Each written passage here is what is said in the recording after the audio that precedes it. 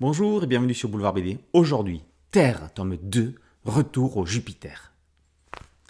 Sur cette planète qui ressemble étrangement à la Terre et sur laquelle ils ont échoué, l'équipage du Jupiter recherche Mandor et Bess qui ont disparu en exploration. Mandor est un robot humanoïde costaud, il n'a pas pu se noyer. Bess est une excellente nageuse, le courant les a emportés. Alors que Pip, Sloan et leurs compagnons sont réveillés en pleine nuit par des centaines de papillons géants, les disparus ont pu rejoindre la rive. Pour eux, le danger vient des Topfer, chiens semi-mécaniques. Heureusement, ils sont protégés par deux sphinx, descendants de chats sans poil au pouvoir télépathique. Ce que Mandor et Bess vont découvrir dépasse les frontières du compréhensible.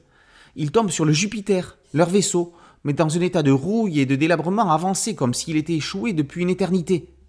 Sont-ils face à un paradoxe spatio-temporel ou l'explication de ce mystère se trouve-t-elle ailleurs ? On ne compte plus les séries de science-fiction dans lesquelles les personnages explorent des planètes mystérieuses à la faune et à la flore inconnues, hostiles ou étranges. De Valérian au cycle de Sian, de Sillage au vagabond des limbes, le genre a été plus qu'exploité en bande dessinée. Là où Terre se démarque de ces diverses séries, c'est que les personnages semblent évoluer sur notre bonne vieille Terre.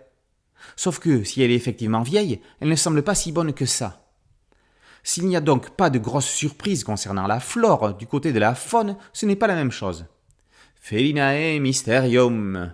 Ces deux bestiaux télépathes sont de ces personnages qui marquent les esprits.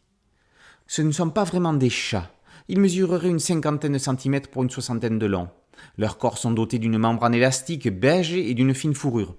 Ils sont dotés d'une intelligence remarquable et vivent en couple fusionnel. Avec Terre, T-E-R, et Terre, T-E-2-R-E, Rodolphe se hisse à la hauteur d'un Pierre Christin ou d'un Claude Lacroix. Ça a l'air tout simple comme ça de construire un nouvel univers de SF. La complexité vient de cette apparente facilité qui cache une organisation scénaristique savamment pensée. Rodolphe fait partie de ces raconteurs d'histoires qui sont dans le paysage de la BD franco-belge depuis plus de 40 ans et dont on ne parle pas assez. Pourtant, du commissaire Raffini à Trent, des écluses du ciel à Dickens et Dickens, sa bibliographie est dense et impressionnante. Christophe Dubois est un dessinateur contemplatif. Des scènes d'exploration à d'autres plus intimistes, il réalise des planches splendides, étourdissantes, mises en lumière dans un travail éditorial impeccable.